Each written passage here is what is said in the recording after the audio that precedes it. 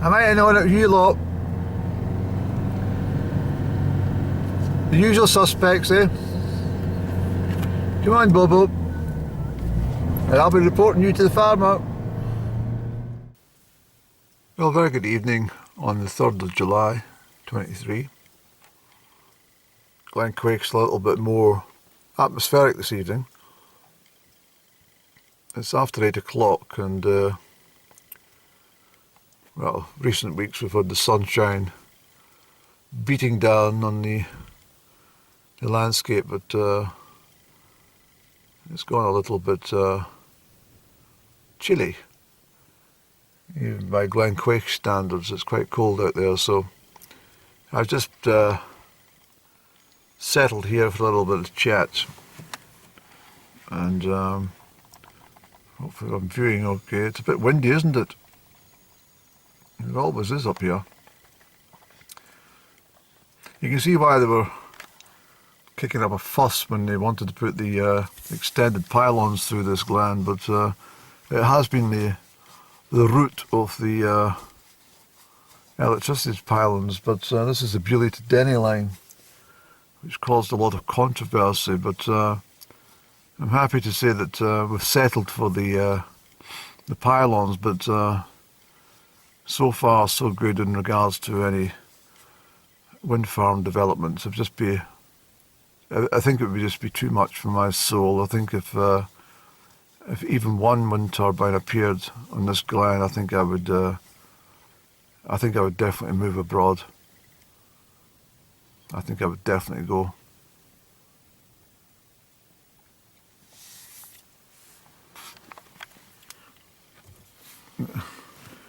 I met a few sheep on the road this evening. Quite a lot, actually, more than I was comfortable with. I'm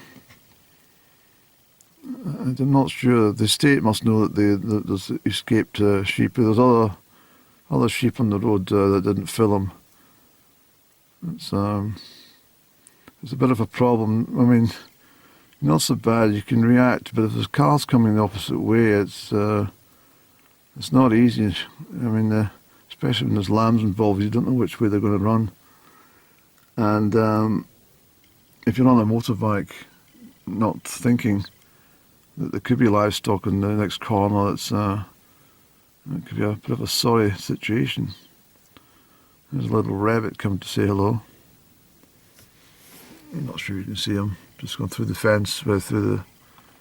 You probably did see him. But, so I've come up to Crieff, and partly just to get out of the house in the evening. It's such a gloomy night. I think even lockdown seemed to have much more noise as there is currently on the roads. I mean, it's meant to be summertime. It's meant to be people out having a grand time, and I mean, what's happened to society? It's just all gone to pot. I mean, July evenings would have been people chatting away in the, I mean, I don't really want to go on too much about it. It's just the way it is. But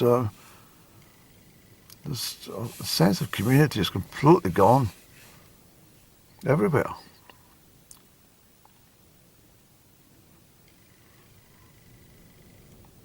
It's a ferocious wind, that, Andy. You'd certainly need double layers if you're up top this evening, wouldn't you? Yes, you would, Andy. Saying that, I need to start getting into a few stretches up high, because I need to, retain my fitness levels and stuff. But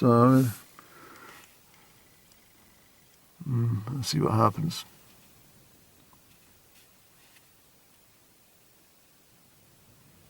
But yes, it's a rather, I don't know, it's a rather, well, after the pleasant weather we've had, most people are probably tucked up indoors, just maybe catching up with some chores, or at least, I don't know if it's doing what they normally do, but just making the point that there's so few people around. It's absolutely amazing. I've only passed a couple of cars in the glen. I mean, generally by the summertime, there's lots of people with the caravanettes and stuff like that, nothing. But give it time, they'll be changing the weather and they'll be back out again, I'm sure. But I love it when the sky's like this. It just pleases me no end. I like the dramatic skies, and it's part of my creative nature. I think that just I'm much more likely to remember a sky like that than I would be if it's all uniform blue or something. Although I do like blue sky. I like that, as I often refer to that 1960s postcard blue sky. The reason I refer to that, because most postcards had a very colourful blue, a blue that you don't really get anywhere apart from the sky and on these 1960s postcards.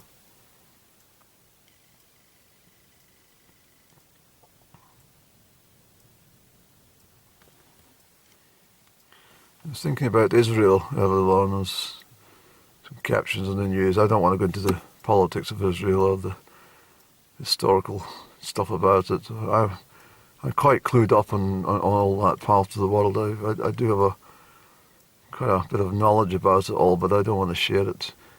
But I was thinking back to 2016 when I was there in April 2016, and I'm trying to remember if I went to. Yes, I went into. I saw some rodent over there. I'm sure I did. I'll be able to catch it on film later if I missed something. I was looking at the sky. Yes, I went to Bethlehem, and Bethlehem, of course, is in Palestine, and it's over the dividing wall. Of course, I remember the evening I went, and I bussed it out from Jerusalem, and then walked the. Well, I remember talking to someone about the buses, these Jerusalem buses, and buses that travel around, these green buses they are. There's a whole spate of these buses were getting blown up in transit. And I had said to somebody that I was concerned about making my way from Tel Aviv to Jerusalem by bus. I said, no, don't worry about it. But the bit you've got to watch is in Jerusalem. If you're standing at the traffic lights and one of these buses pass, that's where you've got to watch. So I kept that in mind. Anyway, I travelled over to Bethlehem, and when I went through the security, I appeared on the other side. I then realised that I wasn't wearing the most favourable colours. I had my French Connection blue and white striped T-shirt, and it definitely wasn't the right garment to be wearing. Advertising as Israeli colours as it entered into the Palestinian state. And a lot of the cab drivers, these yellow cab drivers, were all sitting, and no one was willing to come forward. I don't know. I think I made a bit of a spectacle of myself and choosing the wrong garment that evening. But anyway, I eventually got entrusted by one of the cab drivers who said he would take me over into Bethlehem. Didn't spend an awful lot of time there. I was conscious that he was racking up his bill, but he was kind enough to take me to a little woodworking place, and I thoroughly enjoyed spending time there. Actually, there's some beautiful carved olive wood within this store. I bought a couple of things. I bought a little heart and made from olive wood, and I bought I got a couple of things, let's put it that way. But on the way back, I got dropped off. There's a zone, and you then make your way through to the security side of things. There's not a soul, not one person there. And I remember it was rapidly going from daylight into darkness. It was after dusk. The streetlights and that would all come on. And I thought, I don't want to be stuck out here in the dark. I said, I want to get back into Israel. And I was like hovering around, and I was shouting out, "Hello, hello, anyone there?" And nothing, not a damn thing. I thought, well, I can't cross from here into Israel without getting my papers looked at. And anyway, I couldn't stand there forever, so I just decided I would just go for it. So I made my way through. There's a sort of weaving security thing, like it goes like this, obviously for queues of people. So I zigzagged my way through, and I got, and I thought, well, there's the doors over there. And just as soon as I stepped over to what, bloody rifles cocked and shouted. And a ton of the guy was pointing. I had to put my hands up in the air. I said, "Whoa, whoa, whoa, whoa, old chap, I'm a British citizen. That's my bit of pepper." Yeah, I thought for a moment when I was looking down the barrel of the gun, I thought, this chap might just blow it, pull the trigger and blow me away. He had every right, because I had no authority to be where I was at that given moment in time. I simply had overstepped the mark. I got through without having any checks. So I said to him, no one's here. No, I shouted, "No one's here." I said, but he was really quite irate and sort of pushed me back into the arena and said, "You need to get papers looked at." So the formalities only took a few moments, but this time I was feeling rather relieved of all things that I hadn't been blasted to the ground for a slight misdemeanor. But anyway, I got through and back to the territory. I seem to have an awful lot of situations, and then I couldn't film anything really in Israel because I'd been huckled by the security when I arrived in Tel Aviv. I'd only stepped off the train. I hadn't been there for 5 minutes.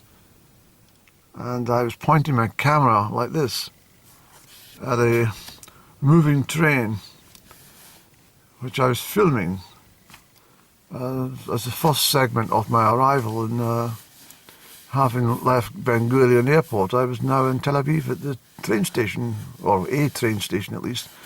And I was, I'd just come up the steps, and I was wanting to film the blue train I'd been on. A snapshot of it, I think I've got, yeah. Because the time I turned, they were there. It was quite "Give me the camera." No.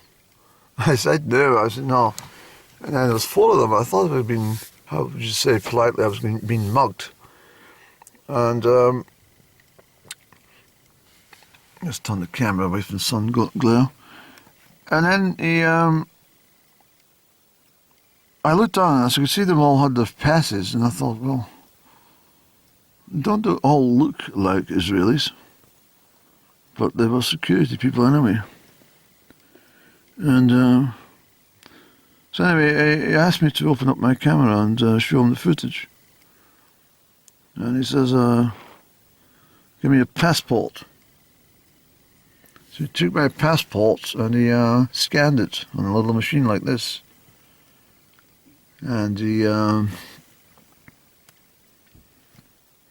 I was searched as well by 2 of them, and then I was given the camera back.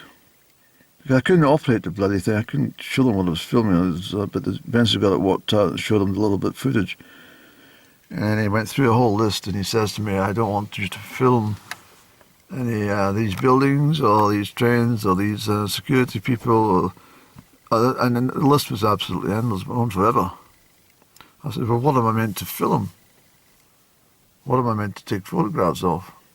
He said, we will check you on departure.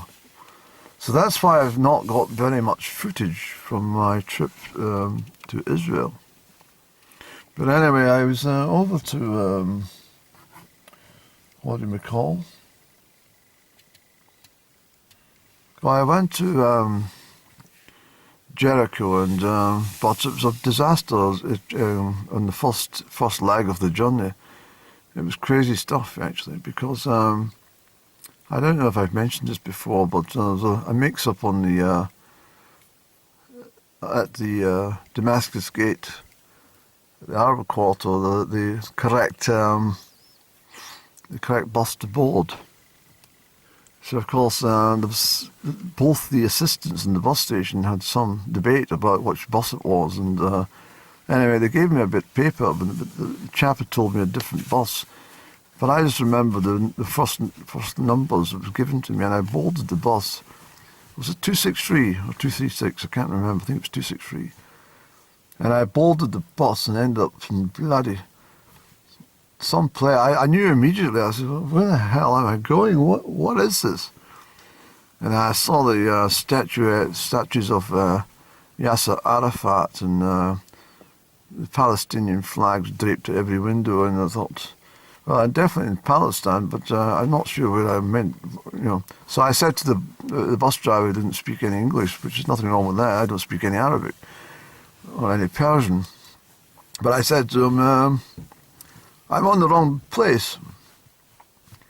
And we drove to this last sort of point. And I was trying to explain to him, but he kindly whistled to someone and said, well, this cab driver came on. What is it? He needs to go to Jericho. I can't take him to Jericho. Anyway, something was talked about. I don't know what it was, but anyway, this chap came and got me, and he was taking me back to Jerusalem. I said I wanted to go to Jericho first.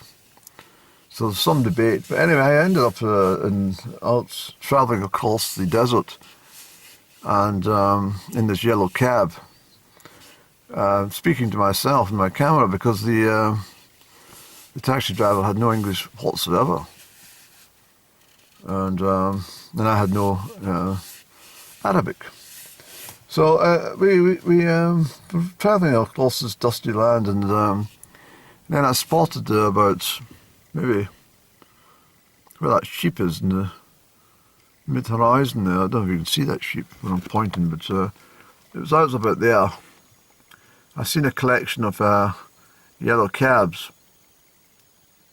in this sort of mid-area with a little kind of house or office or something. And I pulled in. My door was forcibly open like this because I was sitting on the right-hand side of the bus. And the chap got me out and says, you're coming with me. He doesn't know what you're talking about. He doesn't know anything about it. I've got a call and you're going to Jericho, so you come with me. I said, but I've paid him. Yeah, you have to give me this. I said, no, but I gave him the money. So he says, I know you've given him the money, but you need to give me the money now. I said, I just want to go to Jericho, please. I take you. So anyway, he said, I always remember, he doesn't know what you're talking about, but I can speak 6 languages, and I'll take you. I said, well, okay. What about this money business? I've given him money. Yeah, well, the money you've given him takes you to here. We take over, and I take you to Jericho, and I get you back to anyway. Am I talking a lot? Well, probably am, but anyway, the chap did take me to Jericho. I don't want to put in camera the last conversation that we had in Jericho. We actually went into the city, and we actually, it's not a big place, not terribly big actually, but yeah, we went to the border with Jordan, of course, and the Dead Sea and stuff, and we went to the wall. It's all very good, and but anyway, he said, I'm over this part. I want to go and see one of my friends. You can come for tea. And I said, yes, okay. So we did, and we had a thoroughly good time. It was quite good actually when I think about that. And then on the way back, we had a good conversation. But when I got approached and introduced, he says, you need to catch that bus and you need to be quick. It's the last one for the day. You need to be quick. And we had no time to say proper cheerios, and I didn't have any time to give him an extra $10 or anything like that. But anyway, it was. I was forever grateful to that chap. I remember him very clearly. Somewhere I still got his taxi ticket actually. But he was a very nice gentleman, and I was very pleased to have met him. He came from Hebron, and he was a delightful chap. And he could speak several languages. He could speak Russian, and he could speak English and French and German. He was very, very well educated as well. I was very grateful, but one of those points in time where you have to do what you're told and get to that. So I remember sprinting to try and catch this bloody bus, which was about to really, we just had it ready to go. Doors closing and everything.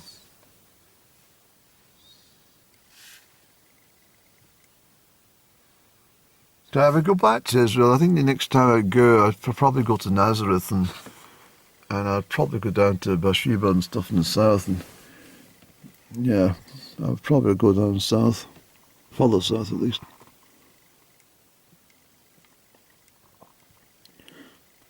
Yeah, so I have to consider some travel plans, because at this time of year there's no point in travelling anywhere, is there? It's too hot overseas, and it's I want to be away from here, but it's thrashing down with sleet and dark nights and blowing storms. Although I do like it.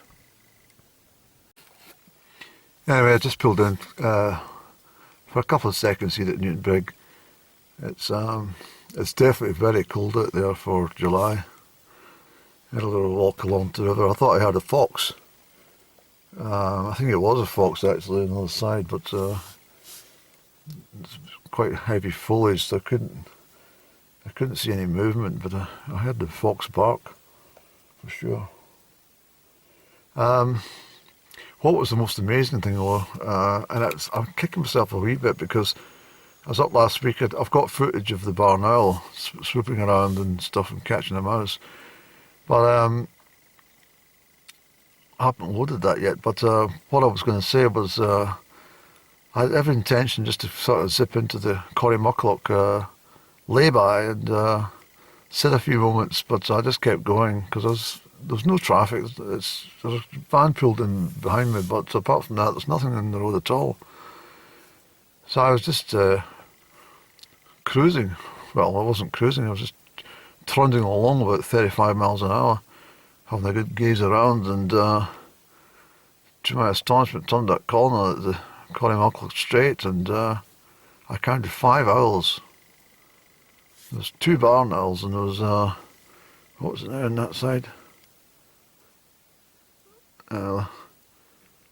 There's 3, the first two barn owls, and then there's 3, I think there were 2 long-eared owls and 1 short-eared owl. I couldn't make out the third one actually, but there was definitely 5 owls altogether. It was pretty good, and then on the northbound route, I usually see it anyway, it's always just north of Ibert Farms, on that straight, there's always it's a great position for, I seem to find them anyway, as I'm coming past, and it never moves. is a big buzzard just sits. So there's a van coming past now. That was that delivery van up at Glen Quake, isn't it? Yes. I think I got it in camera, I'm sure I did. But I hope he slows down for the sheep around those corners. Further down. And I think there's been an accident on this road because at the very tight stretch, I mean, I think there's lots of instances that are not reported, but the Buckingham signposts were wiped out in the last couple of weeks. I don't know what's happened to them, but it looks like a truck's gone through it, but not damaged the poles, but wiped off the sign. It's turned the wrong way around at least. And then this evening, as I came up, it looks like something's gone into the woodland. I think it's been coming northbound, failed to take the bend. I always take it at 40, never above 40. It's a pretty tight bend, and I think somebody's tried to take it too fast and end up the other side of the road into the trees. It looks like it's been a fire as well, because the trees look quite scorched from whatever's occurred. And don't worry, my friend, you're not on camera. I have got a bit of courtesy if there's oncoming traffic. I do swing my camera away. It's just the damn thing. There's more traffic now than there's been the whole damn night. There's another car coming around my shoulder just now.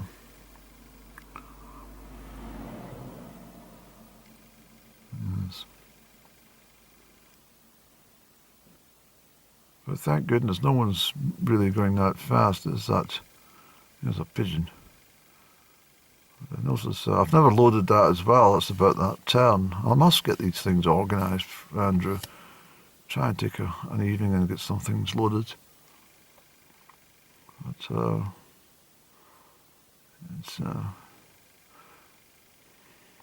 it's more like a night in October. It is July. It's certainly not